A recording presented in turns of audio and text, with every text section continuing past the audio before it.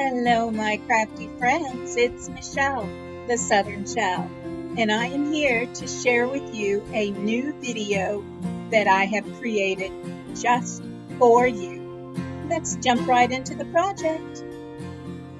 So here are the supplies I'm going to be using. I'm using a cardboard egg carton, some 12-inch skewers, some paper plates, some glass baubles from a few years ago, baking soda, you can also use cornstarch, and assorted chalk paints. So the first thing I'm doing is taking some of my tall skewers and poking them into my egg crate so that I have a place to stand my baubles up while they dry.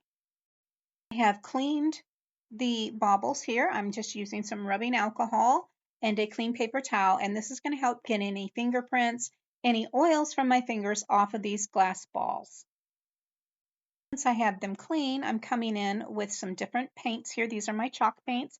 I have 3 different colors that I used on each bauble. These are the pink set here, and I'm just dab, dab, dab using my sponge here, and I'm going all over this glass bauble. I'm making sure it has a good coat over the whole surface and it's nice and wet. All that painted, I'm going to come in with the baking soda in my little dish here and just lay it on over the top of my ornament. You see there I've got a little bit of a blank space, which I did not catch, but that's okay. We can come in and touch that up later. So once I get these all on here, you can see the ornaments in my egg crate, egg carton right up there, that they're on their skewers and they're drying. You're going to let these totally dry, couple hours, and those are totally dry. You can come back in and dust them off with a very soft paintbrush. You can see the ones that I've done up there. I have 3 in the pink, 3 in the teal, kind of like peacock colors, and 1 in that dark blue that it just turned out beautiful. And you can tell the difference on these, just the soft look as you're cleaning this off. Once I got most of it off with a soft paintbrush, I do come in with a stiffer paintbrush and knock off any last pieces. Look at how stinking adorable these are. They're so rustic, so vintage, just shabby chic colors. I love it. So the next thing I have here is some printables that I have sized and printed out on my inkjet printer on mulberry paper, which is very much like rice paper. It's a little heavier duty, a little stronger. I'm going to come into the back side and paint these with a white because I want the image to be able to show up on my ornaments. Once those were all dry, I'm just going to come in and give them a cut so each set of images is in one strip. At this point, I'm going to come in and do a little fussy cutting. Nothing true meticulous. I'm just doing a rough cut around the edges.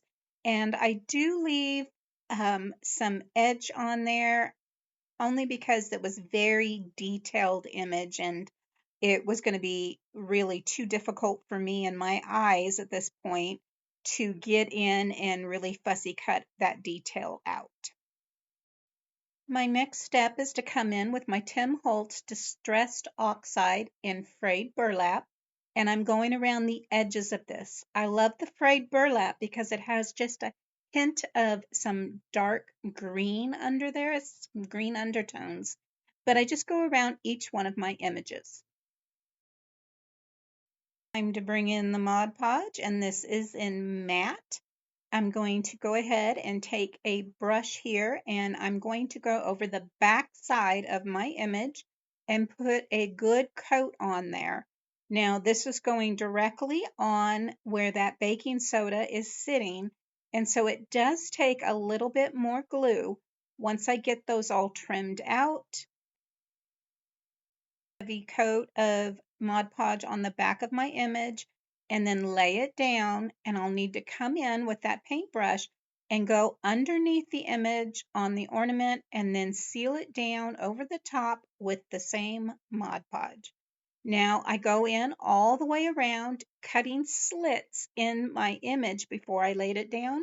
so that it will lay nicely on the curved edge. I'm going to continue the process with all of my images and all of my ornaments, covering the edges with the distressed ink and applying them using a good coat of matte Mod Podge. I wanted to take this time to say thank you for joining me today. Welcome or welcome back if you're a subscriber or if you've joined me in the past. If you like this type of video, please give me a thumbs up. If you're not subscribed, I hope you'll consider doing so now by hitting that subscribe button and hit the bell notification, and YouTube will notify you when my next video has gone live. Anyway, look at how beautiful these are turning out. I'm just coming in and snipping a little with those scissors so I can come back in with that Mod Podge and lay it down. So once I have all of those images on there, I actually covered it with a clear coat of wax. And now I'm coming back in with my antique wax and my white wax. I put the clear wax down first and totally let that dry. Come back in, buff it out a little bit. And now I can come in and add some of my antique wax and my white wax to add some distressing and some aging to this ornament. You can see the difference between the plain and the distressed. I really like the way that turned out. Once I have those all done, I'm going to come in with my antique gold rub and buff. And I started with my finger on this one. I wanted to show you the difference. Because the ornaments are so aged, I did not want that shiny silver on there. I wanted something a little kicked back just a bit. And you can see the difference there between that silver and that antique gold. So once I have that done, I am going to come in with a pick. And I am just dipping the tip of the pick into the antique gold rub and buff. And I'm going to drag it around the image. And then I'm going to use my finger or a Q-tip. I used my finger on this particular one. And I just buffed it out a little bit around that. And here you have all of those done. And I'm coming in and finishing the tops with that antique gold rub and buff and just covering up that silver. Once I have that done, I have this strip of old sheet, and I'm just going to cut a little snip in it and tear it down so I have a thinner piece. I'm going to tie around the ornament holders on these ornaments here. Now I did some strips in this. It's just a cream sheet, a flat sheet that I've had and I've been tearing up. I took it into my kitchen and I soaked it in some leftover coffee from that morning and then pulled it out and dried it. I'm going to give it a good little dry here. It's not going to be totally dry. I want it still damp. And now I'm just going to clean up that rub and buff and that antique wax and that white wax on my board there. And that is giving me a little bit of grunge on these strips of fabric to tie around my ornament holder there. Now I put the gold ones on there to hang and I end up taking them off. I do not like the way they look. They were way too bright. Now I could have knocked them back a little bit. I just wasn't pleased with it. So I do take those off in the end. But right now I'm just adding that sheet strip around that top of that bauble, opening it up and then trimming the bottom of that bow so that they're not hanging too low. Now I went in and got some of my wire. I do a lot of jewelry making and wire work as well. And so I am taking some 18 gauge copper wire and I'm cutting the pieces down to 6 inches. And I have 7 ornaments, and so I'm going to have 7 pieces of wire here.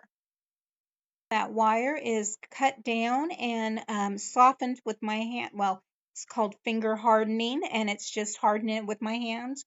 The more you work with it, the harder this wire will get. And I'm using a bail maker, and I am just wrapping it 3 times around the widest part, and then I'm going up 2 and wrapping it 3 times around that smaller part. And now I'm going to put it in there and I'm going to pull it out a little bit so that I have a hook now on the top.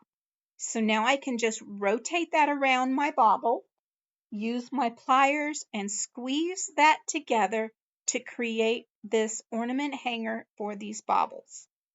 I think that this was the perfect touch to this vintage shabby chic ornament. These colors turned out beautiful. I wish I had another blue one here, but I did drop one bulb and I ended up being short, but that deep blue was just so gorgeous. There you have it, my crafty friends.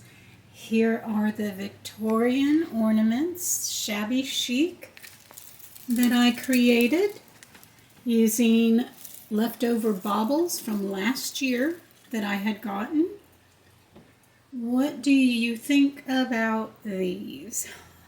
So far, this tree has only ornaments that I made this year. If you've not subscribed to my channel, I hope you will do so now by hitting that subscribe button. If you like this type of video, I ask that you give me a thumbs up. That lets me know I'm on the right track. As always, stay safe, God bless, and bye for now.